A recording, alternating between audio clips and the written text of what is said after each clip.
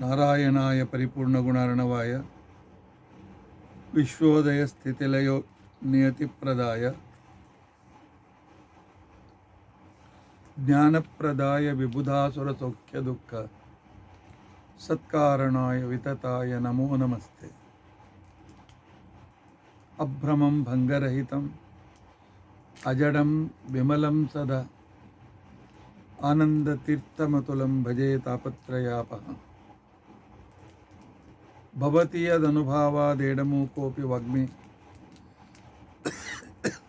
ಜಡಮತಿರಪಿ ಜಂತುರ್ಜಾಯತೆ ಪ್ರಾಜ್ಞಮೌಲಿಃ.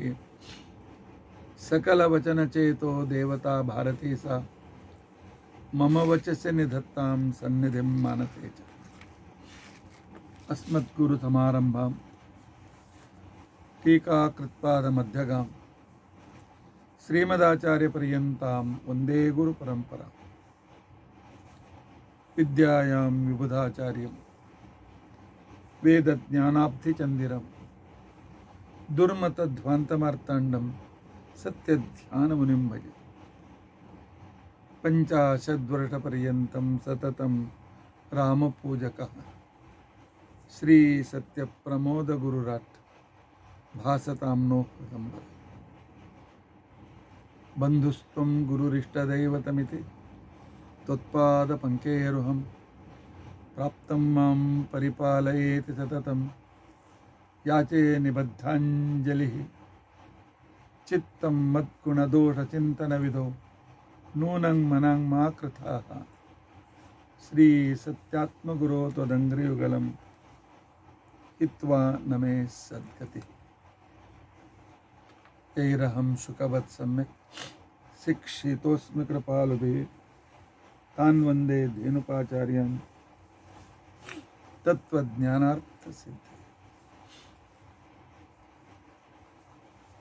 ಶ್ರೀ ಗುರುಭ್ಯೋ ನಮಃ. ಹರಿ ಓಂ. ಹರಿ ಓಂ. ಹರಿ ಓಂ. ಸ್ವಸ್ತಿಸ್ತು ಅಷೇಢ ಸನ್ಮಂಗಲಾನಿ ಸಂತು. ಶ್ಲೋಕೈಕಶ್ರವಣಪಠನಮಾತ್ರೇಣ ವಕ್ತುಶ್ಚ ಶ್ರೋತॄಣಾಂ ನಿಖಿಲ ಕಲಿಕೃತ ಕಲ್ಮಷಾಪನೋದನಪಟುತರೆ ಧರ್ಮಾದ್ಯ ಖಿಲ ಪುರುಷಾರ್ಥ ಸಾಧನೀಭೂತೆ. ಅದ್ಯ ಸರ್ವಸಮರ್ಪಣ ಗದ್ಯ ವಿವರಣಾರಂಭೆ ಸತಿ ಕಿಂಚಿತ್ ಪುರುಕಥಾನುವಾದಃ. ಹರಿ ಓಂ. ಹರಿ ಓಂ. ಹರಿ ಓಂ. ಹರೇ ರಾಮ ಹರೇ ರಾಮ ರಾಮ ರಾಮ ಹರೇ ಹರೇ. ಹರೇ ಕೃಷ್ಣ ಹರೇ ಕೃಷ್ಣ ಕೃಷ್ಣ ಕೃಷ್ಣ ಹರೇ ಹರೇ.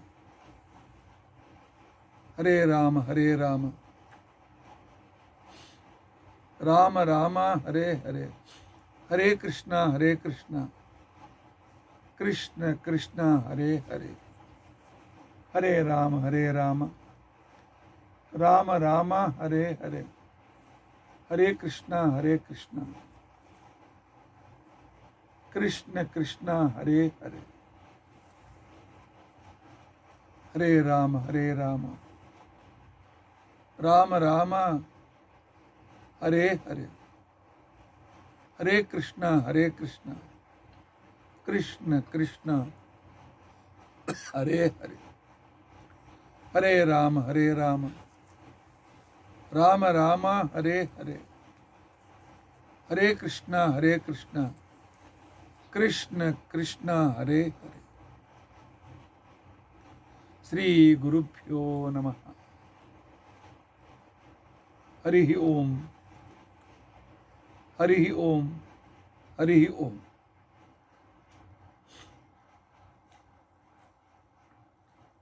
ಸುಮಾರು 13 ದಿನಗಳಿಂದ ನಡೆದ, ಆದರೆ ಹಬ್ಬಗಳಿರೋದರಿಂದ ಮತ್ತು ಸ್ವಾಮಿಗಳವರ ಹತ್ತಿರ ಮೇಲಿನ ಮೇಲೆ ನನಗೆ ಹೋಗಬೇಕಾಗುವ ಸಂದರ್ಭ ಬಂದಿದ್ದರಿಂದಾಗಿ ಮಧ್ಯದಲ್ಲಿ ಕೆಲವು ಅನಾನುಕೂಲತೆಗಳು ಕೂಡ ಆಗಿ ಕಂಟಿನ್ಯೂಟಿಯಲ್ಲಿ ಸ್ವಲ್ಪ ಅನಾನುಕೂಲತೆ ಉಂಟಾಗಿದೆ. ಆದರೂ ನಾವು ಮಾಡಿದ ಸಂಕಲ್ಪಕ್ಕೆ ಅನುಸಾರವಾಗಿ ಸರ್ವಸಮರ್ಪಣ ಗದ್ಯದ ಇವತ್ತು ಸಮಾಪ್ತಿ, ಕೊನೆಯ ಭಾಗದ ವಿವರಣೆ ಮಾಡಲಾಗ್ತದೆ. ಒಂದು 3-4 ಪ್ರವಚನದಲ್ಲಿ ಮುಗಿಸ್ಬೇಕು ಅಂತ ಮಾಡಿದ್ದೆ. ಏಕೋ ಬಂದ ವಿಷಯ ಸ್ವಲ್ಪ ವಿವರಣೆ ಮಾಡಬೇಕು ಅಂತನ್ನುವ ಒಂದು ಮನಸ್ಸು ಇರೋದರಿಂದಾಗಿ, ಮತ್ತು ನಮ್ಮ ಶ್ರೋತೃಗಳಲ್ಲೂ ಕೂಡ ಬಹಳ ಜಿಜ್ಞಾಸುಗಳು ಇರುವುದರಿಂದಾಗಿ ಸ್ವಲ್ಪ ನಾನು ಕೆಲವು ಭಾಗ ವಿಸ್ತಾರ ಮಾಡಬೇಕಾಯಿತು. ಹೋದ ಸಲದ ವಿವರಣೆಯಲ್ಲಿ ಅಪರೋಕ್ಷ ಜ್ಞಾನ ಆದ ನಂತರ ಪರಮಾತ್ಮ ಯೋಗ್ಯ ಗುರುಗಳನ್ನು ನಮ್ಮ ಹತ್ರ ಕಳಿಸಿಕೊಟ್ಟು ನಿಮ್ಮ ಬಿಂಬಮೂರ್ತಿ ಉಪದೇಶವನ್ನು ಮಾಡಿಸ್ತಾರೆ. ಆಗ ಬಿಂಬನ ಜ್ಞಾನವಾದ ಮೇಲೆ ಆ ಬಿಂಬರೂಪಿಯಾದ ಪರಮಾತ್ಮನಲ್ಲಿರುವ ಅತಿ ಮಿನಿಮಮ್ ಉಪಾಸನೆ ಅಂತ ತಿಳ್ಕೊಂಡು ಅಂತಂದರೆ ಸಚ್ಚಿತ್ ಆನಂದ ಆತ್ಮ ಅಂತನ್ನುವ ಪರಮಾತ್ಮನ ರೂಪಗಳನ್ನು ಚಿಂತನೆ ಮಾಡುವ ವಿಧಾನ, ಅದರಿಂದ ಸಿಗ್ತಕ್ಕಂಥ ಫಲಗಳು, ಅಲ್ಲಿ ಬಂದಿರತಕ್ಕಂಥ ಸಂದರ್ಭಗಳು, ಯಾರಿಗೆ ಯಾವ ರೀತಿಯಾಗಿ ಅಪರೋಕ್ಷ ಜ್ಞಾನ ಅಂತನ್ನುವ ವಿಚಾರವನ್ನು ತಿಳಿದುಕೊಂಡು ಅಪರೋಕ್ಷ ಜ್ಞಾನ ಹೇಗಿರ್ತಾನೆ ಅಂತನ್ನುವ ವಿಚಾರವನ್ನು ಕೂಡ ನಾವು ಅರ್ಥ ಮಾಡಿಕೊಂಡಿದ್ದೇವೆ. ಅದನ್ನೇ ಆ ವಾಕ್ಯವೇ ಹೋದ್ಸಲದ ವಾಕ್ಯ, ತತಃ ಪರಂ ಭಗವದಿಚ್ಛೆಯ ಪ್ರಾಪ್ತ ನಿಜ ಗುರುಪದಿಷ್ಟ ಸ್ವಬಿಂಬ ವಿಷಯಕ ಪೂರ್ಣ ಸಚ್ಚಿದಾನಂದಾತ್ಮಕ ಉಪಾಸನ ಜಿಜ್ಞಾಸಾದಿಭಿ ಸ್ವಬಿಂಬ ಪರೋಕ್ಷ ಜ್ಞಾನೋತ್ಪಾದಕೇನ. ಇಷ್ಟೆಲ್ಲ ಉಪಕಾರ ಮಾಡ್ತಕ್ಕಂಥವನು ಪರಮಾತ್ಮನೇ. ಪರಮಾತ್ಮನ ಉಪಕಾರವನ್ನು ಅದೆಂತೂ ನಾವು ಮರೀಲಿಕ್ಕೆ ಸಾಧ್ಯತೆ ಇದೆ ಹೇಳಿ? ಪ್ರತಿ ಸೆಕೆಂಡಿಗೂ, ಫ್ರ್ಯಾಕ್ಷನ್ ಆಫ್ ಸೆಕೆಂಡಿಗೂ ನಮ್ಮಲ್ಲಿ ಅಣುಕಾಲ ಅಂತ ತಿಳ್ಕೊಂಡಂತೇಳಿ ಕರೀತಾರೆ. ಸೆಕೆಂಡ್ ಇದೆಯಲ್ಲ, ಇವತ್ತಿನ ದಿವಸ, ಇವತ್ತಿನ ಟೈಮಿನ ಕೊನೆ ಸೆಕೆಂಡ್, ಅದರಲ್ಲಿ ಕೂಡ 16 ಭಾಗ ಮಾಡ್ತಾರೆ. ಆದರೆ ಅದರ 16,000ನೇ ಭಾಗ ಅಂತ ತಿಳ್ಕೊಂಡಂತೇನಿದೆ. ಇವತ್ತಿನ ಸೆಕೆಂಡಿನ 16,000ನೇ ಭಾಗ ನಮ್ಮ ಶಾಸ್ತ್ರದಲ್ಲಿ ಪರಮಾಣು ಕಾಲ ಅಂತ ತಿಳ್ಕೊಂಡಂತೇಳಿ ಅದಕ್ಕೆ ಕರೆಯುತ್ತಾರೆ. ಆ ಕಾಲದಿಂದ ಹಿಡಿದುಕೊಂಡು ಪ್ರತಿ ಆ ಒಂದು ಭಾಗಕ್ಕೂ ಭಗವಂತ ಅನುಗ್ರಹ ನಮಗೆ ಬೇಕು. ಪ್ರಾಣ ಧಾರಣೆ ಮಾಡಬೇಕಾದ್ರೆ ಭಗವಂತ ಅನುಗ್ರಹ ಬೇಕು. ಶ್ವಾಸ ತೆಗೆದುಕೊಳ್ಬೇಕಾಗಿದ್ದರೆ ಪರಮಾತ್ಮ ಅನುಗ್ರಹ ಬೇಕು. ಮಾತನಾಡಬೇಕಾದ್ರೆ, ನೋಡಬೇಕಾದ್ರೆ, ಕೇಳಬೇಕಾದ್ರೆ ಎಲ್ಲವೂ ಭಗವಂತ ಅನುಗ್ರಹ ಬೇಕೇ ಬೇಕು. ಅವನ ಅನುಗ್ರಹವಿಲ್ಲದೆ ನಾವು ನಮ್ಮ ಜೀವನದಲ್ಲಿ ನಾವು ಏನನ್ನೂ ಪಡೆಯಲಾರೆ. ಈ ರೀತಿಯಾಗಿ ಬಿಂಬಾಪರೋಕ್ಷವಾದ ನಂತರ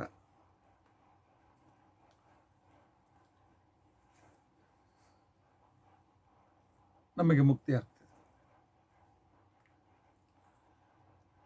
ಮನುಷ್ಯೋತ್ತಮ ಮಾರಭ್ಯ ಮುಕ್ತಿಯನ್ನು ಹೊಂದತಕ್ಕಂಥವರು 5 ಮುಖ್ಯ ಕೆಟಗರಿಗಳಿವೆ. ಆದ್ದರಿಂದಾಗಿ ಅವರವರ ಉಪಾಸನೆಗೆ ಅನುಸಾರವಾಗಿ ಅವರಲ್ಲಿ ಸುಖ ಇತ್ಯಾದಿಗಳನ್ನು ಪರಮಾತ್ಮ ಕೊಡ್ತಾನೆ. ಅತ್ಯಂತ ಕೊನೆಯ ಸ್ಟೆಪ್ನಲ್ಲಿರ್ತಕ್ಕಂಥವನು ಮನುಷ್ಯೋತ್ತಮ. ಅತ್ಯಂತ ಉಚ್ಚ ಸ್ಥಳದಲ್ಲಿರ್ತಕ್ಕಂಥವರು ಬ್ರಹ್ಮದೇವರು. ಆನಂತರ ಪರಮಾತ್ಮ ಮಹಾಲಕ್ಷ್ಮಿ ಭಗವಂತರು. ಯಾವಾಗ ಬಿಂಬೋಪಾಸನೆಯಿಂದ ನಾವು ಮೋಕ್ಷಕ್ಕೆ ಯೋಗ್ಯರಾಗ್ತೇವೆ, ಯೋಗ್ಯರಾಗಿರ್ತಕ್ಕಂಥ ಸಂದರ್ಭದಲ್ಲಿ ಆಗ ವಾಯುದೇವರು ನಮ್ಮನ್ನು ಬ್ರಹ್ಮದೇವರ, ಈಗಿನ ಬ್ರಹ್ಮದೇವರ 100 ವರ್ಷ ಮುಗಿಯುವವರೆಗೂ ಜನೋಲೋಕದಲ್ಲಿಯೋ ತಪೋಲೋಕದಲ್ಲಿಯೋ, ಅತಿ ಉತ್ತಮರಾಗಿದ್ದರೆ ಸತ್ಯಲೋಕದಲ್ಲಿಯೋ ಇಟ್ಟು ನಿನ್ನ ಮುಂದಿನ ಉಪಾಸನೆ ಸಾಧನೆಯನ್ನು ಮಾಡ್ತಾ ಇರು ಅಂತ ತಿಳ್ಕೊಂಡು ಅಂತ ಹೇಳ್ತಾರೆ. ಬ್ರಹ್ಮದೇವರ ಕಲ್ಪ ಮುಗಿಯುವವರೆಗೂ ನಾವು ಸಾಧನೆಯನ್ನು ಮಾಡಲೇಬೇಕು. ಪ್ರತಿಯೊಬ್ಬರಿಗೂ ಒಂದು ಸಾಧನೆಯ ಕ್ರಮ ಇದೆ, ನಿಯಮ ಇದೆ. ಮನುಷ್ಯೋತ್ತಮರಿಗಂತೂ ಒಂದು ಕಲ್ಪ ಸಾಧನೆ ಅತ್ಯಂತ ಅವಶ್ಯಕವಾಗಿದೆ. ಹೆಚ್ಚು ಅವರ ಆನಂದ ಅತಿ ಹೆಚ್ಚು.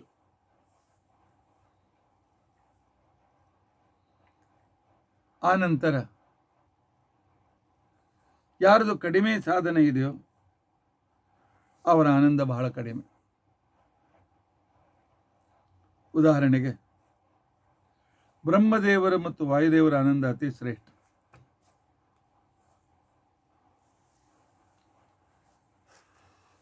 ಋಜುಗಣಸ್ಥರಾಗಿ ಬ್ರಹ್ಮ ಪದವಿಗೆ ಬರಬೇಕಾಗಿದ್ದರೆ ಮೊದಲು 100 ಕಲ್ಪ ಸಾಧನ. ಎಲ್ಲ ದೇವತೆಗಳು ಹುಟ್ಟ ಅಪರೋಕ್ಷ ಜ್ಞಾನಿಗಳು. ಆ ನಂತರ ಬ್ರಹ್ಮ ಪದವಿಯಲ್ಲಿದ್ದು 100 ವರ್ಷದ ಸಾಧನ, 100 ಕಲ್ಪದ ಸಾಧನ. ಕಲ್ಪನೆ ಮಾಡಿಕೊಳ್ಳಿ, 100 ಕಲ್ಪ. ಒಂದು ಕಲ್ಪ ಅಂತಂದ್ರೆ ಎಷ್ಟೋ, ಒಂದು ಸಂಖ್ಯೆಯ ಎದುರಿನಲ್ಲಿ 32 ಸೊನ್ನೆ ಹಾಕಿದರೆ ಅಷ್ಟು ಒಂದು ಕಲ್ಪದ ಸಾಧನೆ ಅಂತ ತಿಳ್ಕೊಂಡಂತ ಅನಿಸ್ಕೊಳ್ತದೆ. ನಾನು ಹೇಳೋದ್ರಲ್ಲಿ ಸ್ವಲ್ಪ ಹೆಚ್ಚು ಕಡಿಮೆ ಇರಬೇಕು. ಈ ರೀತಿಯಾಗಿರ್ತಕ್ಕಂಥ ಒಂದು ಕಲ್ಪದ ಲೆಕ್ಕವನ್ನು ಶಾಸ್ತ್ರಕಾರರು ಕೊಟ್ಟಿದ್ದಾರೆ. ಹೀಗಾಗಿ ಬ್ರಹ್ಮ ಪದವಿಗೆ ಬರುವವರಿಗೂ 100 ಕಲ್ಪ ಸಾಧನೆ. ನಾನು ಹೇಳೋದು ಕಲ್ಪ ಸಾಧನ ಸಂಧಿ ಹರಿಕಥಾಮೃತಸಾರಕ್ಕೆ ಅನುಸಾರವಾಗಿ ಹೇಳ್ತಾ ಇದ್ದೇನೆ. ಬ್ರಹ್ಮ ಪದವಿಗೆ ಬಂದ ಮೇಲೆ 100 ಕಲ್ಪ ಸಾಧನೆ, 100 ಕಲ್ಪ ಸಾಧನೆಯನ್ನು ಮಾಡ್ತಾರೆ. ಗರುಡ ಶೇಷ ರುದ್ರದೇವರಿಗೆ ತಮ್ಮ ಪದವಿಗೆ ಬರುವುದಕ್ಕೋಸ್ಕರ ಮೊದಲು 50 ಕಲ್ಪ ಸಾಧನೆ, ಆ ನಂತರ ತಮ್ಮ ಪದವಿಗೆ ಬಂದ ಮೇಲೆ 50 ಕಲ್ಪ ಸಾಧನೆ, ಹೀಗೆ 100 ಕಲ್ಪದವರೆಗೂ ಅವರು ಸಾಧನೆಯನ್ನು ಮಾಡಬೇಕಾಗ್ತದೆ. ಇಂದ್ರಕಾಮರು ತಮ್ಮ ಪದವಿಗೆ ಬರೋಕ್ಕಿಂತ ಮೊದಲು 20 ಕಲ್ಪ ಸಾಧನೆ, ಪದವಿಗೆ ಬಂದ ಮೇಲೆ 20 ಕಲ್ಪ ಸಾಧನೆ, ಹೀಗೆ 40 ಕಲ್ಪ ಸಾಧನೆ. ಅಹಂಕಾರಿಕ ಪ್ರಾಣದೇವರಿಗೆ ಮೊದಲು ಪದವಿಗೆ ಬರುವವರೆಗೂ 18 ಕಲ್ಪ ಸಾಧನೆ, ಪದವಿಗೆ ಬಂದ ಮೇಲೆ 18 ಕಲ್ಪ ಸಾಧನೆ. ಆ ನಂತರ ಬೃಹಸ್ಪತ್ಯಾಚಾರ್ಯರು, ದಕ್ಷ, ಸ್ವಯಂಭೂಮನು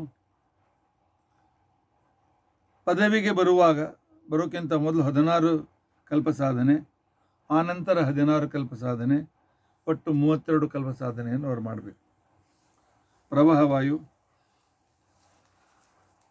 ಪದವಿಗೆ ಬರುವ ಪೂರ್ವದಲ್ಲಿ 12 ಕಲ್ಪ ಸಾಧನೆ, ಪದವಿಗೆ ಬಂದ ಮೇಲೆ 12 ಕಲ್ಪ ಸಾಧನೆ, 24 ಕಲ್ಪದವರೆಗೂ ಆ ಸಾಧನೆಯನ್ನು ಅವರು ಮಾಡಬೇಕಾಗ್ತದೆ.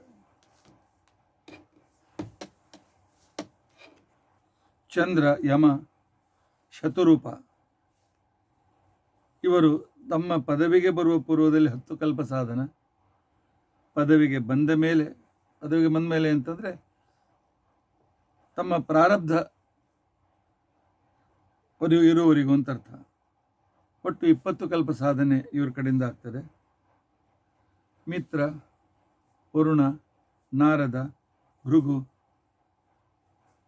ಮೊದಲು 9, ಪದವಿಗೆ ಬಂದ ಮೇಲೆ 9, 18 ಕಲ್ಪ ಸಾಧನೆ.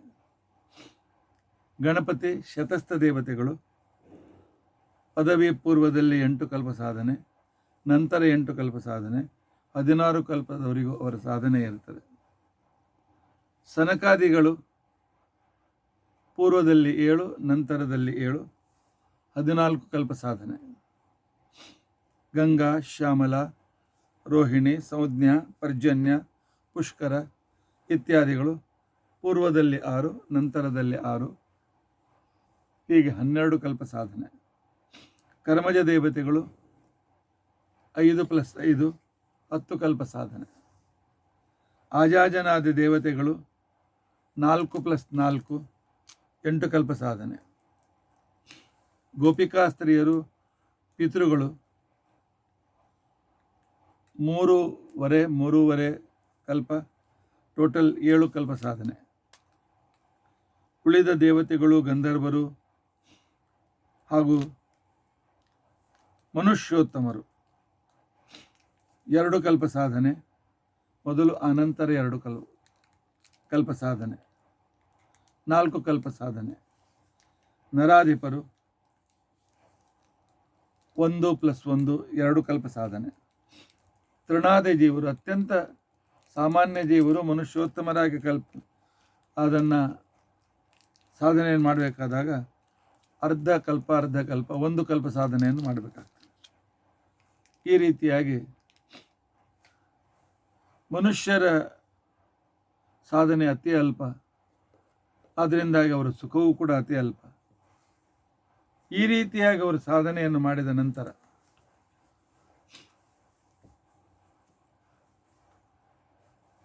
ಬ್ರಹ್ಮದೇವರ ಸಮಯ ಮುಗಿಯುವವರೆಗೂ ಅವರು ಸ್ವರ್ಲೋಕ ಮಹರ್ಲೋಕಾದಿಗಳಲ್ಲಿ ತಮ್ಮ ತಮ್ಮ ಯೋಗ್ಯತಾನುಸಾರವಾಗಿ ತಾವು ಇರುವುದು ಅತ್ಯಂತ ಅನಿವಾರ್ಯವಾಗಿದೆ. ಬ್ರಹ್ಮದೇವರಿಗೆ ಯಾವಾಗ 100 ವರ್ಷ ಆಗ್ತದೆ, ಪ್ರಳಯವಾಗ್ತದೆ, ಆಗ ಬ್ರಹ್ಮದೇವರು ಅವರೆಲ್ಲರನ್ನ ಕರೆದುಕೊಂಡು ವಿರಜಾ ನದಿಗೆ ಕರೆದುಕೊಂಡು ಹೋಗ್ತಾರೆ. ವಿರಜಾ ನದಿಯಲ್ಲಿ ಸ್ನಾನ ಮಾಡಿದ ಕ್ಷಣಕ್ಕೆ ಹೇಗೆ ಉದ್ದಿನ ಕಾಳು ಉಬ್ಬಬೇಕೋ ಆ ರೀತಿಯಾಗಿ ಒಳಗಿದ್ದ ಸ್ವರೂಪ ಶರೀರದ ಮೇಲೆ ಇರತಕ್ಕಂತಹ ಈ ಲಿಂಗದೇಹ ಅಂತ ಅನ್ನೋದು ಉಬ್ತದೆ. ಆಗ ಲಕ್ಷ್ಮೀ ನರಸಿಂಹದೇವರು ಆ ಉಬ್ಬಿದ ಶರೀರವನ್ನು ಕತ್ತರಿಸ್ತಾರೆ. ಹೇಗೆ ನಮ್ಮ ಯಜ್ಞೋಪವೀತ ಇದೆ ಆ ರೀತಿಯಾಗಿ ಕತ್ತರಿಸ್ತಾರೆ. ಆಗ ಲಿಂಗ ಶರೀರ, ಉಬ್ಬಿದ ಶರೀರ ಬಾಯಿ ತೆಗೆದುಕೊಳ್ತದೆ, ಸ್ವರೂಪ ಶರೀರ ಹೊರಗೆ ಬೀಳ್ತದೆ. ಲಿಂಗ ಶರೀರ ವಿರಜಾ ನದಿಯಲ್ಲಿ ತೇಲ್ತಾ ಇರ್ತದಂತೆ. ಆಗ ಬ್ರಹ್ಮದೇವರು ವಾಸುದೇವನ ದರ್ಶನವನ್ನು ಮಾಡಿಸಿ ತಮ್ಮ ಸಮೀಪದಲ್ಲಿ ಇಟ್ಕೊಳ್ತಾರೆ. ಮುಂದೆ ಸೃಷ್ಟಿಯಾಗುವವರೆಗೂ ಆ ಭಗವಂತನ ಧ್ಯಾನದಲ್ಲಿ ಅತ್ಯಂತ ಸುಖವನ್ನು ಅನುಭವಿಸ್ತಕ್ಕಂಥ ಸಕಲರು ಮತ್ತೆ ಪುನಃ ಸೃಷ್ಟಿ ಕಾಲದಲ್ಲಿ ಅವರವರ ಯೋಗ್ಯತಾನುಸಾರವಾದ ರೀತಿಯಲ್ಲಿ ಮುಕ್ತಿಯನ್ನು ಪಡೀತಾರೆ. ಮನುಷ್ಯೋತ್ತಮಂ ಆರಭ್ಯ ಇದರಲ್ಲಿ ಇರ್ತಕ್ಕಂಥವರು 5 ಮುಖ್ಯ ಕೆಟಗರಿಗಳು. ಇದನ್ನು ತತ್ವಸಂಖ್ಯಾನದಲ್ಲಿ ಆಚಾರ್ಯರು ಬಹಳ ಸ್ಪಷ್ಟವಾಗಿ ಹೇಳಿದ್ದಾರೆ. ದೇವಋಷಿ ಪಿತೃಪನರಾಹ, ದೇವಋಷಿ ಪಿತೃಪನರಾಹ ಪಂಚವಿಧ ಮುಕ್ತಿಯೋಗ್ಯ ಅಂತ ತಿಳ್ಕೊಂಡು ಅಂತ ಹೇಳಿ. ದೇವತೆಗಳು ಉತ್ತಮಾಧಿಕಾರಿಗಳು, ಆ ನಂತರ ಋಷಿಗಳು ಅವರ ಕೆಳಗಿನ ಕೆಟಗರಿಯಲ್ಲಿ ಇರ್ತಕ್ಕಂಥವರು, ಪಿತೃದೇವತೆಗಳು ಅವರ ಕೆಳಗಿನ ಕೆಟಗರಿಯಲ್ಲಿ ಇರ್ತಕ್ಕಂಥವರು. ಪಿತೃದೇವತೆಗಳು ನಮ್ಮ ಅಪ್ಪ ಅಮ್ಮ ಅಲ್ಲ, ಪಿತೃದೇವತೆಗಳು ಅಂತೇಳಿ ಬ್ರಹ್ಮದೇವರ ಮೊಮ್ಮಕ್ಕಳ ಒಂದು ವರ್ಗ ಇದೆ. 4ನೇ ಕೆಟಗರಿಯಲ್ಲಿ ಚಕ್ರವರ್ತಿಗಳು, 5ನೇ ಕೆಟಗರಿಯಲ್ಲಿ ಮನುಷ್ಯೋತ್ತಮರು ಬರ್ತಾರೆ. ಮನುಷ್ಯರಲ್ಲಿ 3 ವಿಭಾಗಗಳು. ಮನುಷ್ಯೋತ್ತಮರು ಇವರು ಮುಕ್ತಿಯೋಗ್ಯರು, ಸತತವಾದ ಪರಮಾತ್ಮಲ್ಲಿ ಶುದ್ಧವಾದ ಅಮಲ ಭಕ್ತಿಯಿಂದ ಯುಕ್ತರಾಗಿರ್ತಾರೆ, ಜ್ಞಾನದಿಂದ ಯುಕ್ತರಾಗಿರ್ತಾರೆ. ಮೊದಲು ದೇವಾಪರೋಕ್ಷವನ್ನು ಪಡೀತಾರೆ, ಆನಂತರ ಬಿಂಬಾಪರೋಕ್ಷವನ್ನು ಕೂಡ ಪಡೀತಾರೆ. ಇವರು ಮುಕ್ತಿಗೆ ಹೋಗ್ತಕ್ಕಂಥವರು. ಮುಕ್ತಿಯಲ್ಲಿ ಕೊನೆಯ ಮೆಟ್ಟಲಿನಲ್ಲಿರ್ತಕ್ಕಂಥವರು. ಇನ್ನು ಮಧ್ಯಮ ಮನುಷ್ಯರಿದ್ದಾರೆ. ಮಧ್ಯಮ ಮನುಷ್ಯರೇನಿದ್ದಾರೆ, ಆ ಮಧ್ಯಮ ಮನುಷ್ಯರು ಅವರಿಗೆ ದೇವರಲ್ಲಿ ವಿಶ್ವಾಸ ಇರ್ತದೆ, ಕೆಲವು ಸಲ ಮರೆತು ಹೋಗ್ತದೆ. ಕೆಲವು ದಿವಸ ಧರ್ಮ ಮಾಡ್ತಾರೆ, ಕೆಲವು ಮಧ್ಯದಲ್ಲಿ ಬಿಡ್ತಾ ಇರ್ತಾರೆ. ವಿಶ್ವಾಸ ಒಮ್ಮೆ ಇರ್ತದೆ, ಒಮ್ಮೆ ಇರೋದಿಲ್ಲ. ಈ ರೀತಿಯಾಗಿ ಲಿಂಗರಿಂಗ್ ಸ್ಥಿತಿಯಲ್ಲಿರ್ತಾರೆ. ಒಮ್ಮೆ ಸ್ವರ್ಗಕ್ಕೆ ಹೋಗ್ತಾರೆ, ಪಾಪ ಮಾಡಿದಾಗ ನರಕಕ್ಕೆ ಹೋಗ್ತಾರೆ, ತಿರುಗಿ ಬರ್ತಾರೆ, ಮತ್ತು ಪುಣ್ಯವನ್ನು ಮಾಡಬಹುದು. ಹೀಗೆ ಹುಟ್ಟು ಸಾವಿನ ಚಕ್ರದಲ್ಲಿರ್ತಕ್ಕಂಥವರು ಅಂಥವರಿಗೆ ನಿತ್ಯ ಸಂಸಾರಿಗಳು ಅಂತೇಳಿ ಕರೀತಾರೆ. ನಿತ್ಯ ಸಂಸಾರದಲ್ಲಿ ಸತ್ಕರ್ಮ ಮಾಡಿದಾಗ ಸ್ವರ್ಗಕ್ಕೆ ಹೋಗಿ ಸುಖ ಅನುಭವಿಸ್ತಾರೆ, ದುಷ್ಕರ್ಮ ಮಾಡಿದಾಗ ನರಕಕ್ಕೆ ಹೋಗಿ ದುಃಖವನ್ನು ಅನುಭವಿಸ್ತಾರೆ. ಆದರೂ ಸತತವಾಗಿಯೂ ಕೂಡ ಒಳ್ಳೆ ಕೆಲಸವನ್ನು ಮಾಡ್ತಾ ಇದ್ದರು ಮಧ್ಯದಲ್ಲಿ ಕೆಲವು ತಪ್ಪು ಮಾಡ್ತಾರೆ ಅಂತ ತಿಳ್ಕೊಂಡಂತೇಳಿ ಮತ್ತೆ ಸಂಸಾರಕ್ಕೆ ಬರಬೇಕಾಗ್ತದೆ. ಈ ನಿತ್ಯ ಸಂಸಾರಿಗಳ ಕ್ರಮ ಈ ರೀತಿಯಾಗಿರ್ತಕ್ಕಂಥ. ಶ್ರೀ ವಾದರಾಜ ಶ್ರೀಪಾದಂಗಳವರು ಹೇಳುವ ಪ್ರಕಾರ, ದಾಸ ಸಾಹಿತ್ಯದ ಪ್ರಕಾರವೂ ಕೂಡ ನಿತ್ಯ ಸಂಸಾರಿಗಳು ಒಳ್ಳೆಯ ಗುರುಗಳ ಸಹವಾಸ ಸಿಕ್ಕರೆ ಆ ಗುರುಗಳ ಜೊತೆಯಲ್ಲಿ ಅವರ ಉಪದೇಶ, ಅವರ ಅನುಗ್ರಹದಿಂದ ಅತ್ಯದ್ಭುತವಾದಂಥ ರೀತಿಯಲ್ಲಿ ಅಮಲ ಭಕ್ತಿಯನ್ನು ಮಾಡಿದರೆ ಪರಮಾತ್ಮ ಅವರನ್ನು ಸಂತಾನಕ ಅಂತಿಕೊಂಡಂತೇಳಿ, ಸಂತಾನಕ ಅಥವಾ ಸಂತಾನಿಕ ಅಂತಿಕೊಂಡಂತೇಳಿ ಅನ್ನೋ ಲೋಕದಲ್ಲಿ ಇಡ್ತಾನೆ. ಅಲ್ಲಿ ಸ್ವಲ್ಪ ದುಃಖ ಮಿಶ್ರಿತವಾದ ಸುಖ ಇರ್ತದೆ. ಆದರೆ ಪುನಃ ಸಂಸಾರಕ್ಕೆ ಬರುವ ಸಂದರ್ಭ ಬರುವುದಿಲ್ಲ, ಲಿಂಗದೇಹ ಭಂಗ ಆಗೋದಿಲ್ಲ. ಇದರಲ್ಲೂ ಕೂಡ ಮತಭೇದಗಳಿವೆ. ಇರಲಿ, ಸಾಂತಾನಿಕ ಲೋಕದಲ್ಲಿ ಇದ್ದು ಯಾಕೆ ದುಃಖ ಇದೆ ಅಂತಂದರೆ ಲಿಂಗದೇಹ ಭಂಗ ಆಗೋದಿಲ್ಲ ಅಂತನ್ನೋ ಪಕ್ಷವೇ ಯೋಗ್ಯ. ಆದರೆ ಸುಖವೇ ಹೆಚ್ಚಿರ್ತದೆ ಅವ್ರು ಮಾಡಿದ ಸಾಧನೆಗೆ ಅನುಸಾರವಾಗಿ. ಅಲ್ಲಿಯೂ ಕೂಡ ಸಾಧನೆಯನ್ನು ಮಾಡ್ತಾ ಆನಂದವನ್ನು ಅನುಭವಿಸ್ತಾ ಇರ್ತಾರೆ. ಇನ್ನು ಆ ಮಟ್ಟಕ್ಕೆ ಹೋಗದೇ ಇರತಕ್ಕಂಥವ್ರು ಹೋಗಿ ಬಂದು ಮಾಡ್ತಾ ಇರ್ತಾರೆ. ಪುನರಪಿ ಜನನಂ ಪುನರಪಿ ಮರಣಂ ಪುನರಪಿ ಜನರೇ ಜಠರೇ ಶಯನಂ. ಈ ರೀತಿಯಾಗಿರ್ತಕ್ಕಂಥ ಒಂದು ವಿಶಿಷ್ಟವಾದ ಕ್ರಮದಲ್ಲಿ, ವ್ಯವಹಾರದಲ್ಲಿ ಅವರಿರ್ತಾರೆ. ಇಂಥ ಒಂದು ಕ್ರಮದಲ್ಲಿ ಅವರ ಜೀವನ ನಡೆದಿರ್ತದೆ. ಇವರಿಗೆ ಮಧ್ಯಮ ಮಾನವರು ಅಂತ ಕರೀತಾರೆ. ಇನ್ನು ಅಧಮ ಮಾನವರು ಇರ್ತಾರೆ. ಭಗವಂತನ ದ್ವೇಷ ಮಾಡ್ತಾರೆ, ಧರ್ಮದ ದ್ವೇಷ ಮಾಡ್ತಾರೆ, ವೇದಗಳ ದ್ವೇಷ ಮಾಡ್ತಾರೆ, ಸದ್ಭಕ್ತರ ದ್ವೇಷವನ್ನು ಮಾಡ್ತಾರೆ, ಅವರಿಗೆ ಕೆಡಕು ಮಾಡ್ತಾರೆ. ನಮ್ಮಲ್ಲಿ ಕೆಲವು ಧರ್ಮಗಳಿವೆ ಅಥವಾ ಕೆಲವು ವಿಚಾರ ಸರಣಿಗಳಿವೆ. ಆ ವಿಚಾರ ಸರಣಿಗಳಲ್ಲಿ ಕ್ರಮ ಏನು ಅಂತಂದರೆ, ನಾನು ಏನನ್ನು ನಂಬಿದ್ದೇನೆ ಅದನ್ನು ಯಾರು ನಂಬೋದಿಲ್ಲ, ಅಂಥ ವ್ಯಕ್ತಿಗಳನ್ನು ಕೊಲ್ಲಬೇಕು ಅಂತೇಳಿ ಕೆಲವು ವಿಚಾರ ಸರಣಿಯಲ್ಲಿ ಹೇಳ್ತಾರೆ. ಅವರಿಗೆ ಜೀವಿತ ಇರಲಿಕ್ಕೆ ಅಧಿಕಾರವೇ ಇಲ್ಲ. ನಮ್ಮ ವಿಚಾರ ಸರಣಿಯನ್ನು ಒಪ್ಪದೇ ಇರತಕ್ಕಂಥವರಿಗೆ ಜೀವಿತ ಇರಲಿಕ್ಕೆ ಅಧಿಕಾರವೇ ಇಲ್ಲ ಅಂತಿಕೊಂಡಂತಕ್ಕಂಥ ಕೆಲವು ವಿಚಾರ ಸರಣಿ ಇವೆ. ಅದಕ್ಕೆ ಆಚಾರ್ಯ ಹೇಳ್ತಾರೆ, ಇವರು ಅಸುರ ಕೆಟಗರಿಯಲ್ಲಿ ಬರ್ತಾರೆ, ಇವರಿಗೆ ಅಂಧಂತಮಸ್ಸು ನಿಶ್ಚಿತ ಅಂತ ತಿಳ್ಕೊಂಡಂತಿದ್ದಾರೆ. ಅಂಧಂತಮಸ್ಸಿನಲ್ಲಿ ಕೇವಲ ಅಂಧಕಾರ ಇರ್ತದೆ, ಸ್ವಲ್ಪ ಬೆಳಕಿರೋದಿಲ್ಲ. ಅಮಾವಾಸ್ಯೆ ರಾತ್ರಿಯೂ ಕೂಡ ನಮ್ಮಲ್ಲಿ ನಕ್ಷತ್ರದಾದರೂ ಬೆಳಕಿರ್ತದೆ. ಸ್ವಲ್ಪ ನಕ್ಷತ್ರದ ಕಡೆಗೆ ಲಕ್ಷ್ಯ ಕೊಟ್ಟು ಮನಸ್ಸು ಏಕಾಗ್ರ ಮಾಡಿದರೆ ಸ್ವಲ್ಪ ದಾರಿ ಹೀಗಿದೆ ಅಂತ ಕಾಣಿಸ್ತದೆ. ಅಮಾವಾಸ್ಯೆ ರಾತ್ರಿಯಲ್ಲಿ ನಾವೆಲ್ಲ ಸಣ್ಣವರಿದ್ದ ಟಾರ್ಚ್ ಪೀಟ್ ಏನು ಬಂದಿರಲಿಲ್ಲ, ಇದ್ರೂ ಕೂಡ ಕೆಲವು ಸೇರುವಂಥ ರಥ ಇತ್ತು.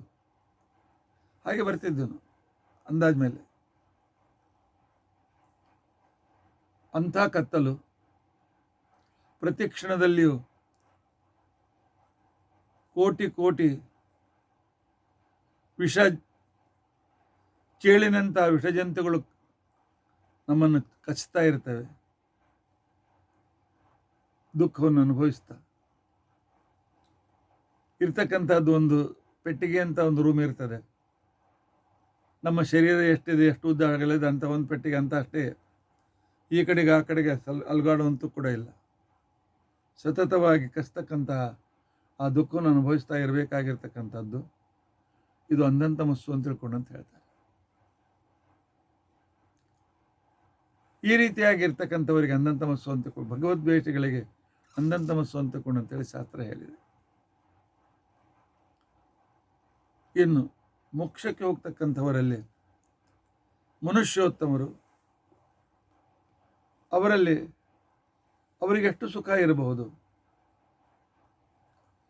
ಅವರು ಎಷ್ಟು ಸುಖವನ್ನು ಅನುಭವಿಸ್ತಿರ್ಬೋದು ಅಂತನ್ನೋ ವಿಚಾರ ಬಂದರೆ ತೈತ್ತಿರೀಯೋಪನಿಷತ್ತಿನ ಬ್ರಹ್ಮವಲ್ಲಿಯಲ್ಲಿ ಈ ವಿಚಾರವನ್ನು ನಮಗೆ ತಿಳಿಸಿ ಹೇಳಿದ್ದಾರೆ. ತೈತ್ತಿರೀಯ ಉಪನಿಷತ್ತು ಹೇಳ್ತದೆ,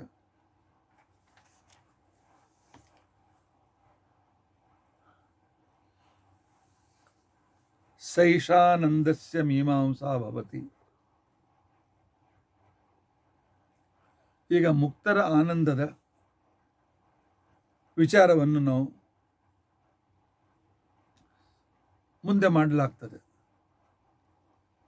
ಆ ವಿಚಾರ ಹೀಗಿದೆ: ಮುಕ್ತಿಯಲ್ಲಿ ಕೆಳಗಿನ ಅತಿ ಕೆಳಗಿನ ಕೆಟಗರಿಯ ವ್ಯಕ್ತಿಯ ಸುಖ ಎಷ್ಟಿರಬಹುದು ಅದಕ್ಕೊಂದು ಕಲ್ಪನೆ ಕೊಡ್ತಾರೆ. ತ್ರೇತಾಯುಗದಲ್ಲಿ ಒಬ್ಬ ರಾಜ, ಒಬ್ಬ ಚಕ್ರವರ್ತಿ ರಾಜ ಅಂತ ತಿಳ್ಕೊಳ್ಳಿ, ಪೃಥ್ವಿಯಲ್ಲಿ ಇದೇ ಸಂಸಾರದಲ್ಲಿ ಇರ್ತಕ್ಕಂಥವನು. ಆ ರಾಜ ಚೆನ್ನಾಗಿ ಅಧ್ಯಯನವನ್ನು ಮಾಡಿದ್ದಾನೆ, ಪರಮ ಭಕ್ತನಾಗಿದ್ದಾನೆ. ಅವನ ರಾಜ್ಯದಲ್ಲಿ ಸಂಪತ್ತು ಸಂಪೂರ್ಣ ತುಂಬಿದೆ. ಬರಗಾಲ, ಅತಿವೃಷ್ಟಿ, ಅನಾವೃಷ್ಟಿ ಯಾವುದೂ ಆಗ್ತಾ ಇಲ್ಲ. ಪ್ರಜೆಗಳೆಲ್ಲೂ ಸುಖಿಗಳಾಗಿದ್ದಾರೆ. ಇವನು ಕೂಡ ಯುವ ಸ್ಯಾತ್, ಒಳ್ಳೆ 25-30 ವರ್ಷದ ಯುವಕನಾಗಿದ್ದಾನೆ. ಇದರಷ್ಟೇ ಅಲ್ಲ, ಆಶಿಷ್ಟ, ಆಂಬಿಷನ್, ಬೇಕಾದಷ್ಟು ಸುಖ ಪಡಿಬೇಕು, ಹಾಗೆ ಮಾಡಬೇಕು, ಹೀಗೆ ಮಾಡಬೇಕು ಅಂತನೂ ಇಚ್ಛೆಯಿಂದ ಯುಕ್ತನಾಗಿದ್ದಾನೆ. ಅಷ್ಟೇ ಸುಖವನ್ನು ಅನುಭವಿಸುವಷ್ಟು ಸಾಮರ್ಥ್ಯವನ್ನು ಪಡೆದಿದ್ದಾನೆ. ಆಶಿಷ್ಟೋ ದೃಢಿಷ್ಟ. ಆನಂತರ ಸುಖಾನುಭವದ ಹೆಚ್ಚಿನ ಸುಖವನ್ನು ತಡೆದುಕೊಳ್ಳುವ ಬಲವೂ ಅವನ ಹತ್ರ ಇದೆ, ಬಲಿಷ್ಠನೂ ಆಗಿದ್ದಾನೆ. ಅಂಥ ಒಬ್ಬ ಚಕ್ರವರ್ತಿ ರಾಜ ಈಗಲ್ಲ, ಕೃತಯುಗದಲ್ಲಿ.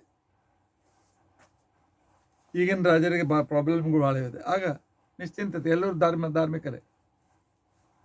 ಅವನಿಗೆ ಎಷ್ಟು ಸುಖ ಇರಬೇಕು ಅಷ್ಟು ಸುಖ ಮೋಕ್ಷದಲ್ಲಿ ಮನುಷ್ಯೋತ್ತಮನಿಗೆ ಸಿಗ್ತದೆ. ಕಲ್ಪನೆ ಮಾಡಿಕೊಳ್ಳಿ, ಚಕ್ರವರ್ತಿ ರಾಜರಾಗಿದ್ದೀರಿ, ಕೃತಯುಗದಲ್ಲಿ ಪ್ರಜೆಗಳೆಲ್ಲ ಭಗವದ್ಭಕ್ತರು,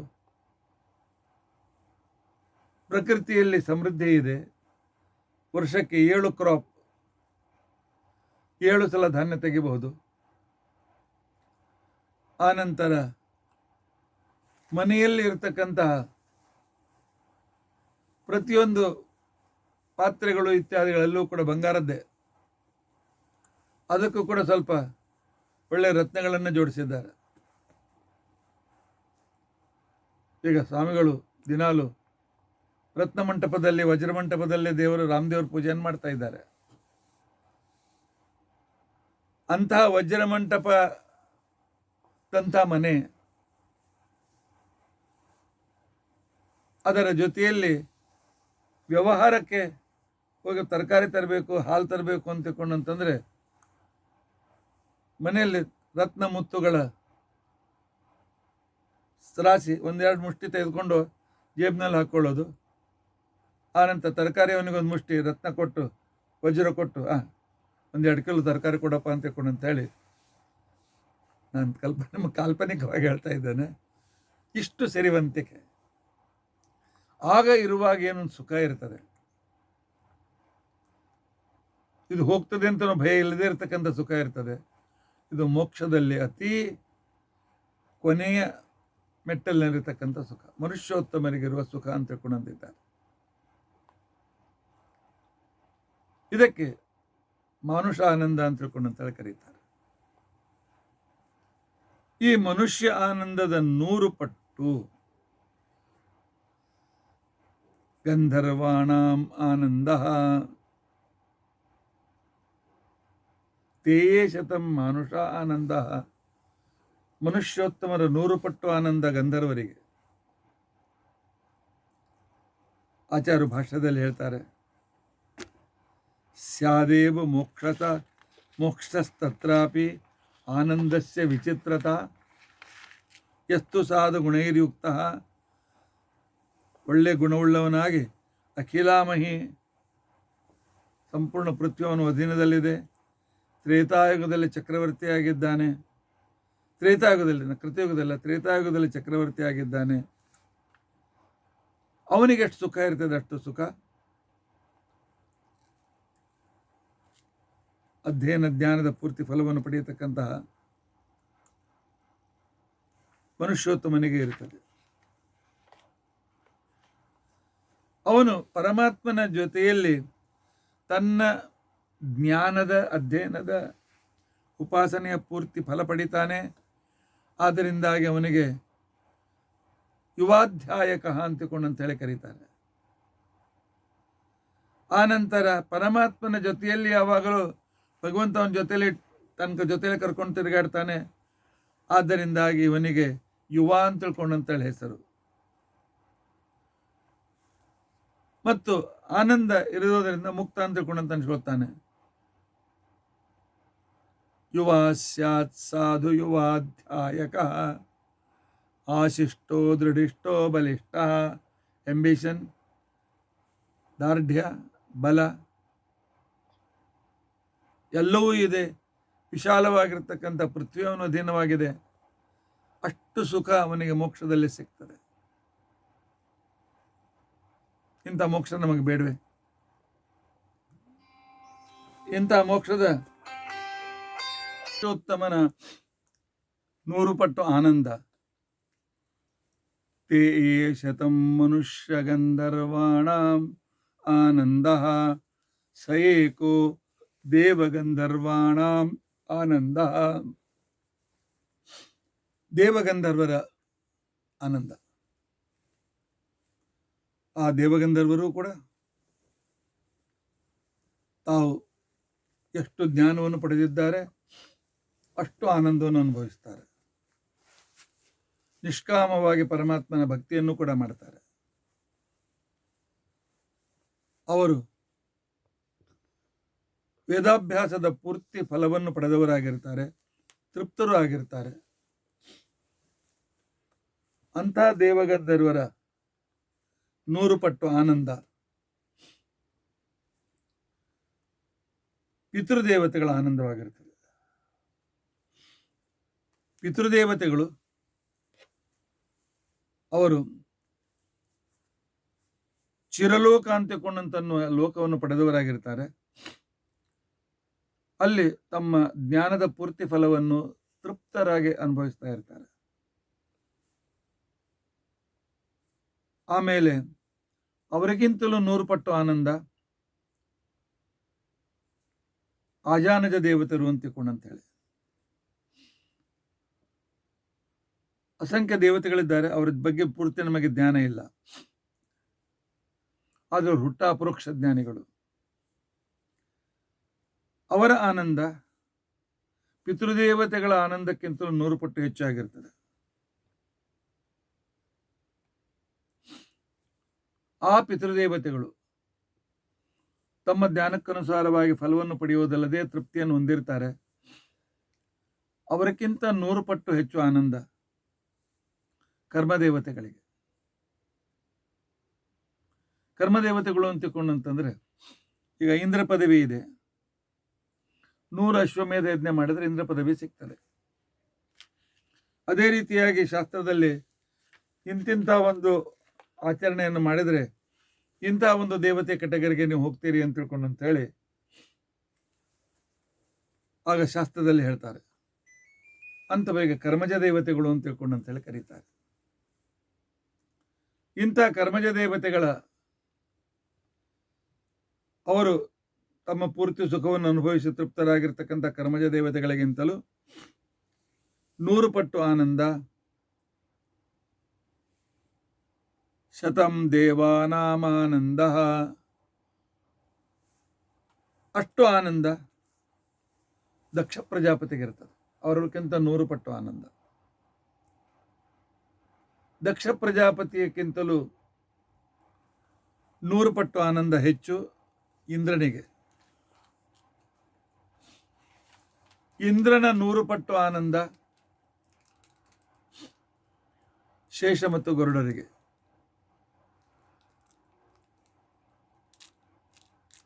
ಆನಂತರ ಅವರಿಗಿಂತಲೂ 100 ಪಟ್ಟು ಆನಂದ. ಇಲ್ಲಿ 100 ಶಬ್ದಕ್ಕೆ 100 ಅಂತ ಇಟ್ಟುಕೊಳ್ಬೇಡಿ. ಬೃಹದಾರಣ್ಯಕ ಭಾಷಣದಲ್ಲಿ ಆಚಾರ್ಯ ಹೇಳ್ತಾರೆ, 100 ಅಂತಂದರೆ 1000ನೂ ಆಗ್ಬೋದು, 10,000ನೂ ಆಗ್ಬೋದು, ಲಕ್ಷನೂ ಆಗ್ಬೋದು, ಕೋಟಿನೂ ಆಗ್ಬೋದು. ಅದೊಂದು ಸಂಖ್ಯೆ, ಹೆಚ್ಚಿನ ಸಂಖ್ಯೆ. ಅಷ್ಟು ಆನಂದ ಬ್ರಹ್ಮದೇವರದಾಗಿರ್ತದೆ. ಬ್ರಹ್ಮದೇವರಿಗಿಂತ ಅನಂತ ಪಾಲು ಆನಂದ, ಅನಂತ ಪಾಲು ಮಹಾಲಕ್ಷ್ಮೀ ದೇವಿಯ ಆನಂದ.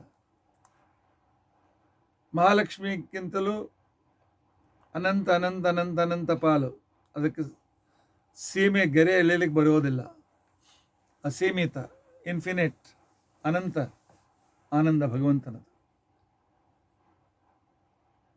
ಇಷ್ಟು ಆನಂದ ಪೂರ್ಣನಾದ ಭಗವಂತ ತನ್ನ ಹೆಂಡತಿ ಮಕ್ಕಳ ಜೊತೆಗೆ ಆರಾಮಾಗಿ ವೈಕುಂಠದಲ್ಲಿ ಮಜಾ ಮಾಡ್ತಾ ಇರ್ಬೋದು. ನಮ್ಮ ಕಾಳಜಿ ತೆಗೆದುಕೊಳ್ಳೋ ಅವಶ್ಯಕತೆ ಇಲ್ಲ ಅವನಿಗೆ. ಯಾರು ಅವನ ಮೇಲೆ ಈ ಜವಾಬ್ದಾರಿ ವಹಿಸಿಲ್ಲ. ಆದರೆ ಅವನು ಕರುಣಾ ಸಮುದ್ರ, ದಯಾಸಾಗರ. ಅದಕ್ಕೋಸ್ಕರ ನಮಗೆ ಈ ಆನಂದವನ್ನು ಕೊಡ್ತಾನೆ. ಯಾಕೆ ಕೊಡ್ಬೇಕು ಹೇಳಿ? ಯಾಕಂದ್ರೆ ಅವನ ಆನಂದದ ಅಭಿವ್ಯಕ್ತಿ. ತೃಪ್ತನಾದ ವ್ಯಕ್ತಿ ಇನ್ನೊಬ್ಬರಿಗೆ ಆನಂದ ಕೊಡೋದ್ರಲ್ಲಿ ಒಂದೊಂದು ಸ್ವಭಾವವಾಗಿರ್ತದೆ. ಆ ರೀತಿ ಸ್ವಭಾವಕ್ಕನುಸಾರವಾಗಿ ನಾವು ಆನಂದವನ್ನು ಪಡೆಯುತ್ತೇವೆ. ಇಂತಹ ಆನಂದದ ವಿಚಾರ ಉಪನಿಷತ್ನಲ್ಲಿ ಬಂದಿದೆ. ಇದಕ್ಕಿಂತ ಮುಖ್ಯವಾಗಿ ಪರಮಾತ್ಮನ ಅನುಗ್ರಹ, ಪರಮಾತ್ಮನ ಕರುಣೆ. ಆ ಪರಮಾತ್ಮನಿಗೆ ನಮ್ಮ ಮೇಲೆ ಎಷ್ಟು ಕರುಣೆ ಇದೆ ನೋಡಿ. ನಾವೇನು ತಾನೇ ಸೃಷ್ಟಿ ಮಾಡಿಕೊಡ್ತಾನೆ, ತಾನೇ ತಮಗೆ ಅನುಕೂಲತೆಯನ್ನು ಮಾಡಿಕೊಡ್ತಾನೆ. ಇಂಥ ಪರಮಾತ್ಮ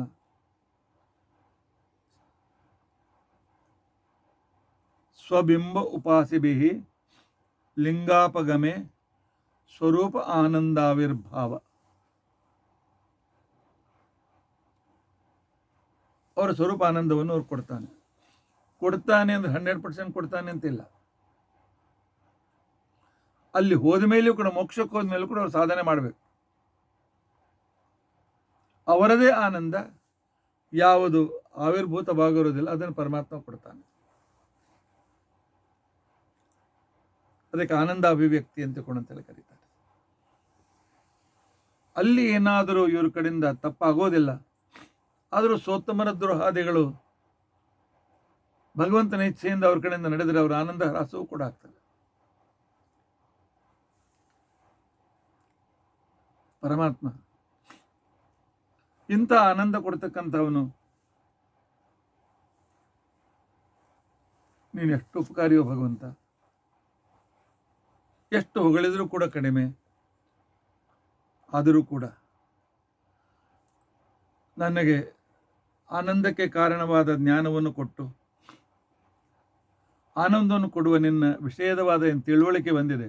ನಾ ಆನಂದ ಅನುಭವಿಸಿಲ್ಲ ಪರಮಾತ್ಮ. ರಾಯರು ಹೇಳ್ತಾ ಇದ್ದಾರೆ, ನಾವೇನು ಅನುಭವಿಸ್ತೇವೆ,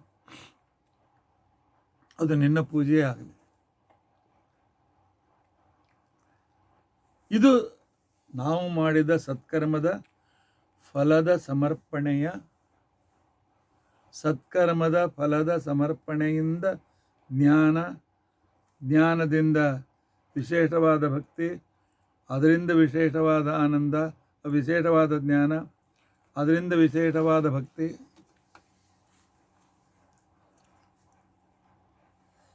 ಈ ರೀತಿಯಾಗಿರ್ತಕ್ಕಂಥದ್ದು ಪರಮಾತ್ಮ ನಮ್ಮ ಮೇಲೆ ಅನುಗ್ರಹವನ್ನು ಮಾಡಿ ಮೋಕ್ಷವನ್ನು ಕೊಟ್ಟಿರ್ತಾನೆ. ಇಂಥ ಪರಮಾತ್ಮ ನೀನು ಉಪಕಾರ ಕೊಡ್ತೀಯಲ್ಲ, ಈ ಒಂದು ನನ್ನ ತಿಳುವಳಿಕೆ ಇದೇ ನಿನಗೆ ಸಮರ್ಪಿತ. ಇದು ನಿನ್ನ ಪೂಜೆ.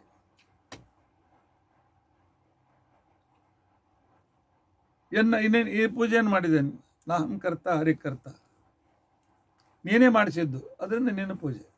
ತ್ವತ್ಪೂಜಾ ಕರ್ಮ ಸಾಧನ. ಆದರೆ ನಮ್ಮ ಕಡೆಯಿಂದ ಅಶುಭ ಕರ್ಮಗಳಾಗಿರ್ತಾವಲ್ಲ, ಆ ಅಶುಭ ಕರ್ಮಗಳ ದುಃಖದ ಕರ್ಮದ ಪರಿಣಾಮ ರೂಪವಾಗಿರ್ತಕ್ಕಂಥ ದುಃಖ ಇರ್ತಲ್ಲ, ಆ ದುಃಖ ಏನು ಮಾಡ್ತಾನೆ ಪರಮಾತ್ಮ? ಸುಖ ದೇವತೆಗಳಿಗೆ ಕೊಡ್ತಾನೆ, ಹಂಚ್ತಾನೆ. ಅಪ್ರಾಕೃತವಾದ ಸುಖ ತಾನು ಸ್ವೀಕಾರ ಮಾಡ್ತಾನೆ.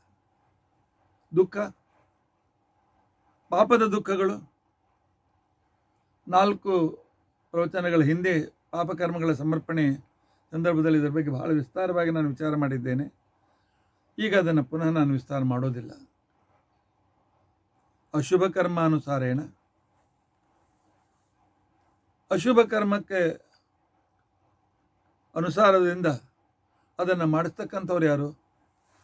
ಮುಖ್ಯ ಪ್ರಾಣದೇವರಿಂದ ನಮ್ಮ ಅನಾದಿ ಕರ್ಮ ಯೋಗ್ಯತೆ, ಈ ಜನ್ಮದಲ್ಲಿರ್ತಕ್ಕಂಥ ನಮ್ಮ ಅಕರ್ಮಣ್ಯತೆಯಿಂದಾಗಿ ತತ್ವಾಭಿಮಾನ ಅಸುರರಿಗೆ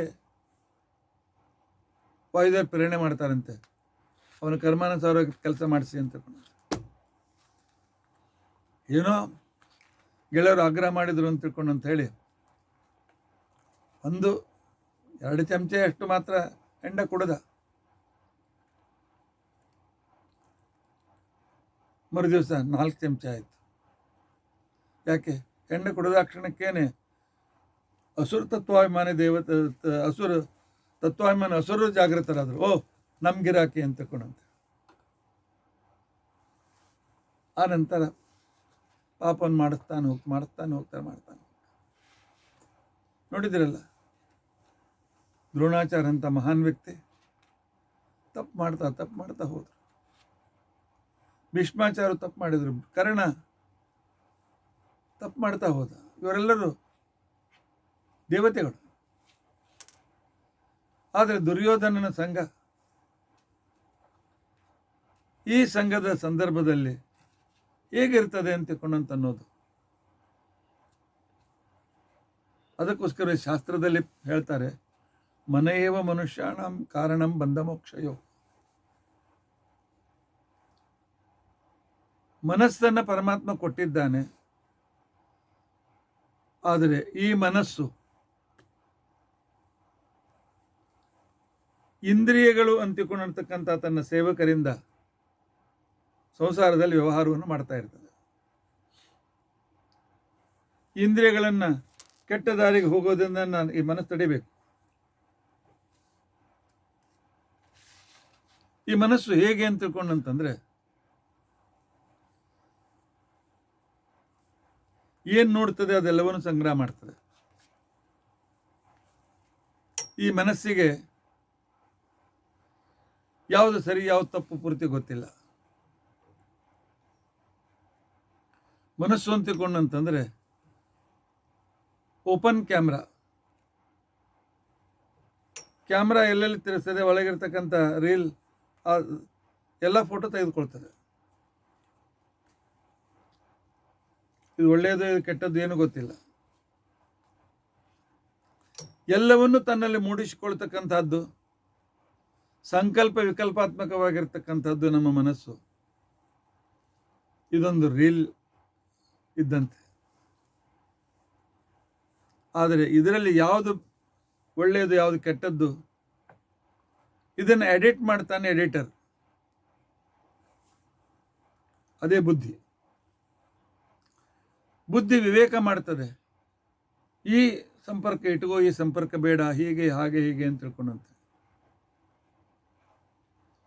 ಆದರೆ ನಾವು ನಮ್ಮ ವಿವೇಕವನ್ನು ಪರಮಾತ್ಮನಲ್ಲಿ ಭಕ್ತಿ ಇಟ್ಟುಕೊಳ್ಳದೆ ಕಳೆದುಕೊಂಡಿದ್ದರೆ ಅಸುರರು ಏನು ಹೇಳ್ತಾರೆ, ಕೆಟ್ಟದ್ದೇ ಸರಿ ಅಂತ ತಿಳ್ಕೊಂಡಂತೇಳಿ ಈ ಬುದ್ಧಿಯನ್ನು ತಮ್ಮ ವಶ ಮಾಡ್ಕೊಳ್ಳಿಕ್ಕೆ ಪ್ರಯತ್ನ ಮಾಡ್ತಾರೆ. ಸರ್ವಸಾಮಾನ್ಯ ಬುದ್ಧಿ ಅವ್ರ ವಶ ಆಗೋದು ಭಾಳ ಕಡಿಮೆ. ಆಯಿತು ಅಂತ ತಿಳ್ಕೊಂಡಂತಾರೆ ಬುದ್ಧಿನಾಶಾತ್ ಪ್ರಣಶ್ಯತಿ ನಿಶ್ಚಿತ. ಈ ವಿಚಾರ ಮಹಾಭಾರತದಲ್ಲಿ ಅನೇಕ ಸಂದರ್ಭದಲ್ಲಿ ಬಂದಿದೆ. ಮೊನ್ನೆ ನನ್ನ ಪ್ರವಚನದಲ್ಲಿ ಕೂಡ ಸ್ವಲ್ಪ ಭಾಗ ನೀವು ಕೇಳಿರ್ಬೋದು. ನಿಜವಾಗಿಯೂ ಮನಸ್ಶಾಸ್ತ್ರದ ಬಗ್ಗೆ ಬೇಕಾದಷ್ಟು ಹೇಳಲಿಕ್ಕಿದೆ. ಒಂದು ಸಂದರ್ಭ ನೋಡಿಕೊಂಡು ಮಹಾಭಾರತದಲ್ಲಿ ಈ ಮನಸ್ಸಿನ ನರ್ತನ ಹೇಗೆ ನಡೀತದೆ, ಮನಸ್ಸಿನ ಆಟ ಹೇಗೆ ನಡೀತದೆ ಅಂತ ಅನ್ನೋದನ್ನು ಸಂಪೂರ್ಣ ಮಹಾಭಾರತ ಕಥೆಯೇ ಆ ರೀತಿಯಾಗಿದೆ. ಆನಂದಕರವಾದಂಥ ಒಳ್ಳೆಯ ವಿಚಾರ ಇದೆ. ಅದಕ್ಕೆ ಸಮಯ ಬೇಕು. ನೋಡೋಣ, ಸಮಯ ಸಿಕ್ಕಾಗ ಅದನ್ನು ಪೂರ್ತಿ ಮಾಡಲಿಕ್ಕೆ ಪ್ರಯತ್ನ ಮಾಡೋಣ. ಆಗ ಅವರು ನಮ್ಮ ಕಡೆಗೆ ನಮ್ಮಿಂದ ಹಿಡಿದುಕೊಂಡು ಕಲಿಯುವವರೆಗೂ ಮನುಷ್ಯಾದಮರಿಗಿಂತ 100 ಪಟ್ಟು ದುಃಖ, ಅಲ್ಲಿಯೂ ಕೆಟಗರಿ ಇದೆ, ಅದನ್ನ ನಂತರ ಹೇಳ್ತೇನೆ. ದುಃಖ ಹೆಚ್ಚಾಗ್ತಾ ಹೋಗ್ತದೆ. ಇಂಥ ಒಂದು ವಿಶಿಷ್ಟ ದುಃಖದ ಪಾಯಿಂಟಿಗೆ ಮುಟ್ಟಿದ ಕ್ಷಣಕ್ಕೇನೆ ಅವರಿಗೂ ಅಪರೋಕ್ಷ ಜ್ಞಾನ ಆಗ್ತದೆ. ಏನು ಅಪರೋಕ್ಷ ಜ್ಞಾನ ಆಗ್ತದೆ? ಹೆಚ್ಚೆಚ್ಚು ಪಾಪದಿಂದಲೇ ಅವ್ರಿಗೆ ಆನಂದವಾಗ್ತದೆ.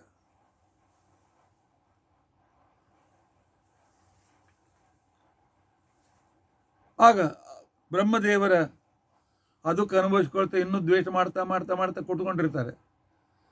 ಜನೋಲೋಕ ತಪೋಲೋಕ ಇತ್ಯಾದಿಗಳಲ್ಲಿ ಕೆಲವು ಭೂಲೋಕದಲ್ಲೂ ಇರ್ತಾರೆ. ಯಾವಾಗ ಬ್ರಹ್ಮದೇವರೊಂದು ಕಲ್ಪ ಮುಗೀತದೆ, ಆಗ ವಾಯುದೇವರು ಇರ್ತಕ್ಕಂಥ ಒಂದು ಸ್ಥಳಕ್ಕೆ ಅವರನ್ನು ಕರೆದುಕೊಂಡು ಹೋಗ್ತಾರೆ. ಅಲ್ಲಿ ಕರೆದುಕೊಂಡೋಗಿ ತಮ್ಮ ಗದಾಪ್ರಹಾರದಿಂದ ಲಿಂಗ ಶರೀರವನ್ನು ಭಂಗ ಮಾಡ್ತಾರೆ. ಒಳಗಿರ್ತಕ್ಕಂತಹ ದುಃಖಾತ್ಮಕವಾಗಿರ್ತಕ್ಕಂತಹ ಅವರ ಸ್ವರೂಪ ದುಃಖ ಅಭಿವ್ಯಕ್ತವಾಗ್ತದೆ. ಆ ಸ್ವರೂಪ ದುಃಖ ಹೇಗೆ ಅಂತ ತಿಳ್ಕೊಂಡಂತಂದ್ರೆ, ಸಂಪೂರ್ಣ ಕತ್ತಲು, ಸಾವಿರಾರು ಜಂತುಗಳು, ವಿಷಜಂತುಗಳು ಅವನಿಗೆ ಕಚ್ತಾ ಇವೆ, ಆಗಾಗುವ ವೇದನೆ, ಇದು ಅಂಧಂತ ಮನಸ್ಸಿನಲ್ಲಿ ಕೊನೆಯ ಸ್ಟೆಪ್ನಲ್ಲಿರ್ತಕ್ಕಂಥ ದುಃಖ. ಕಲಿಯವರೆಗೂ ದುಃಖ ಹೆಚ್ಚಾಗ್ತಾ ಹೋಗ್ತದೆ. ಸ್ವರೂಪಭೂತ ದುಃಖಾತಿಶಯ ಪ್ರದಾತ. ಇದನ್ನೆಲ್ಲ ಮಾಡುವನು ನೀನೇ ಪರಮಾತ್ಮ. ನೀನು ನಾಟಕಕಾರ, ನೀನೇ ಡೈರೆಕ್ಟರ್. ಅವ್ರಿಗೆ ಈ ರೀತಿ ಆಗಿರ್ತಕ್ಕಂಥ ಕರ್ಕೊಂಡು ಈ ಕೆಲಸ ಮಾಡಿಸ್ತಾರೆ. ಆದ್ದರಿಂದಾಗಿ ಈ ರೀತಿಯಾಗಿ ನಾ ಏನು ತಿಳಿದುಕೊಂಡಿದ್ದೇನೆ, ಈ ದಾರಿಗೆ ಹೋಗಬಾರ್ದು ಅಂತನ್ನೋ ಜ್ಞಾನವನ್ನೇನು ಕೊಟ್ಟಿದೆಯಲ್ಲ, ಈ ಜ್ಞಾನವೂ ಕೂಡ ನೀನೇ ಕೊಟ್ಟದ್ದು. ಆದ್ದರಿಂದ ಪರಮಾತ್ಮ ಇದು ಕೂಡ ನಿನ್ನ ಸಮರ್ಪಿತ, ನಿನ್ನ ಪೂಜೆ ಅಂತ ತಿಳಿದುಕೊ. ಸಮರ್ಪಣೆ ಪೂಜೆ ಅಲ್ಲ. ನಾನು ನಿನಗೆ ದುಷ್ಕರ್ಮಗಳ ಫಲ ಸಮರ್ಪಣೆ ಮಾಡೋದಿಲ್ಲ. ದುಷ್ಕರ್ಮಗಳನ್ನು ವಾಯುದೇವರ ಮುಖಾಂತರ ಮಾಡಿಸಿ ದೈತ್ಯರಿಗೆ ದುಃಖ ಕೊಡ್ತೀವಿ ಅಂತನ್ನೋ ಒಂದು ತಿಳುವಳಿಕೆ ಏನಿದೆ ಅಲ್ಲ, ಈ ತಿಳುವಳಿಕೆಯೇ ನಿನ್ನ ಪೂಜೆ. ಆದ್ದರಿಂದ ಈ ದಾರಿಗೆ ಹೋಗಬಾರ್ದು ಅಂತೇಳಿ, ಆದ್ದರಿಂದಾಗಿ ಮದೀಯೇ ಶುಭಾಶುಭ ಕರ್ಮಣೆಯೋರ ಮಧ್ಯೆ ನನ್ನ ಶುಭಾಶುಭ ಕರ್ಮಗಳ ಮಧ್ಯದಲ್ಲಿ ಅಶುಭ ಕರ್ಮಾನುಸಾರೇಣ ಅಶುಭ ಕರ್ಮಾನುಸಾರವಾಗಿ ತತ್ಪ್ರೇರಿತ ಮುಖ್ಯ ಪ್ರಾಣೇನ, ಆನಂತರ ಆ ಕರ್ಮಕ್ಕನುಸಾರವಾಗಿ ಮುಖ್ಯ ಪ್ರಾಣದೇವರು ಪ್ರೇರಣೆ ಮಾಡಿದಾಗ ತತ್ವಾಭಿಮಾನಿ ಅಸುರ ಕೊನೆಯ ಅಸುರನಿಂದ ಪ್ರಾರಂಭ ಮಾಡಿ ಕಲಿಪರ್ಯಂತ ತಮೋಯೋಗ್ಯರು ಪಾಪದಿಂದ ಯಾವಾಗಲೂ ದುಃಖವನ್ನು ಅನುಭವಿಸ್ತಕ್ಕಂಥವರು, ಅವರಿಗೆ ಗದಾಯುಧ ಪ್ರಧಾನಿನ ವಾಯುದೇವರು ಗದಾಪ್ರಹಾರ ಮಾಡಿ ಮಹಾತಮಸ್ಸಿನಲ್ಲಿ ಅವರನ್ನು ಹಾಕ್ತಾರೆ. ಅವರವರ ಯೋಗ್ಯತಾನುಸಾರವಾಗಿ ಹೆಚ್ಚೆಚ್ಚು ದುಃಖಗಳನ್ನು ಕೊಡ್ತಕ್ಕಂಥವನು ನೀನೇ ಸ್ವತಂತ್ರಕರ್ತ ಅಂತ ಅನ್ನೋ ಜ್ಞಾನ ಇದು ನಿನಗೆ ಸಮರ್ಪಿತ ಅಂತ ತಿಳ್ಕೊಂಡಂತ ಹೇಳ್ತಾರೆ. ಇದರ ವಿಚಾರ ನಾನು ಮೊದಲೇ ಹೇಳಿದ್ದೇನೆ, ಪಾಪ ಸಮರ್ಪಣೆ ಅಂದರೆ ಹೇಗೆ ಅಂತ ತಿಳ್ಕೊಂಡಂತ ಅನ್ನೋದನ್ನು. ಈ ರೀತಿಯಾಗಿ ಮಾಡಿದ ನಂತರ ಕೊನೆಗೆ ಇದೇ ಮಾತಿನಿಂದಲೇ ಆ ಕಾಲದಲ್ಲಿ ದುಃಖಾತಿಶಯ ಪ್ರಧಾನೇನ ಜ್ಞಾನ ಸಮರ್ಪಿತೇನ ತತ್ಪೂಜೆ ವಾಸ್ತು ಅಂತ ತಿಳ್ಕೊಂಡಂತ ಹೇಳಿ ರಾಯರು ಇಲ್ಲಿಗೆ ಸಮಾಪ್ತಿಯನ್ನುಗೊಳಿಸ್ತಾ ಇದ್ದಾರೆ. ಅಂದರೆ ಮಲಗುವಾಗ ಪರಮಾತ್ಮನ ಉಪಕಾರಗಳನ್ನು 8 ತರಹದ ಉಪಕಾರಗಳನ್ನು 3-4 ತರಹದ ಸಮರ್ಪಣೆಗಳ ವಿಚಾರವನ್ನು ಮನಸ್ಸಿನಲ್ಲಿ ತಂದುಕೊಂಡು, ಇಷ್ಟು ವಿಸ್ತಾರವಾದದ್ದನ್ನು ದಿನ ನೆನೆಸ್ಲಿಕ್ಕೆ ಆಗೋದಿಲ್ಲ, ವಿಸ್ತಾರವಾದ ತಿಳಿದಿದ್ರೆ ಸ್ವಲ್ಪ ಭಾಗ ನೆನ್ಕೊಳ್ಳುತ್ತದೆ ಅಂತ ತಿಳ್ಕೊಂಡಂತೇಳಿ ಪರಮಾತ್ಮ ಈ ಸಮರ್ಪಣಾ ಗದ್ಯವನ್ನು ನನ್ನ ಕಡೆಯಿಂದ ಹೇಳಿಸಿದ್ದಾನೆ. ಇದಕ್ಕೆ ನಾನು ಆರಂಭದಲ್ಲಿ ಹೇಳಿದಂತೆ ಹಲವರವರ ಹೆಸರು ಕೂಡ ನಾನು ಹೇಳಿದ್ದೇನೆ. ಅವರ ಪ್ರೇರಣೆಯಂತೆ ಅವರು ತಿಳಿಸಿದ್ದರಿಂದಾಗಿ ನಾನು ವಿಚಾರ ಮಾಡಿದಾಗ ಪರಮಾತ್ಮ ನನಗೂ ಕೂಡ ಪ್ರೇರಣೆ ಮಾಡಿದ. ಪರಮಾತ್ಮ ಈ ರೀತಿಯಾಗಿ ಚಿಂತನೆ ಮಾಡಿ, ಭಗವಂತ ಉಪಕಾರ ಮಾಡಿದ್ಯಪ್ಪ, ಇದೇ ರೀತಿ ನಿನ್ನ ಅನುಗ್ರಹ ನನ್ನ ಮೇಲೆ ಆಗ್ತಾ ಇರಲಿ ಅಂತ ತಿಳ್ಕೊಂಡಂತ ಹೇಳಿ ರಾಯರು ಇದನ್ನು ಸಮಾಪ್ತಿಗೊಳಿಸ್ತಾ ಇದ್ದಾರೆ. ಶ್ರೋತೃಗಳು ನೀವು ಸಂತೋಷದಿಂದ ಬಯಸ್ತಾ ಇದ್ದೀರಿ, ನನಗೂ ಭಾಳ ಸಂತೋಷ. ಅದರ ಜೊತೆಗೆ ಹೇಳಿದ ವಿಷಯದಲ್ಲಿ ಇದನ್ನು ಸ್ವಲ್ಪ ಇನ್ನೂ ವಿಸ್ತಾರವಾಗಿ ಹೇಳ್ಬೋದು ಅಂತ ತಿಳ್ಕೊಂಡಂತೇಳಿ ಸೂಚನೆ ಮಾಡ್ತಾ ಇದ್ದೀರಿ, ಅಥವಾ ಇಲ್ಲಿರ್ತಕ್ಕಂಥ ವಿಷಯಗಳ ಬಗ್ಗೆ ಈ ಭಾಗ ಅಷ್ಟು ಸ್ಪಷ್ಟವಾಗಲಿಲ್ಲ ಅಂತ ತಿಳ್ಕೊಂಡಂತನೂ ಕೂಡ ಹೇಳ್ತಾ ಇದ್ದೀರಿ. ಅವಶ್ಯವಾಗಿ ತಿಳಿಸಿ, ನನಗೆ ಯಾವುದೇ ರೀತಿಯಾಗಿರ್ತಕ್ಕಂಥ ಅಸಮಾಧಾನ ಆಗೋದಿಲ್ಲ. ಯಾಕೆ ನಾನು ಅಧ್ಯಾಪಕನಾಗಿ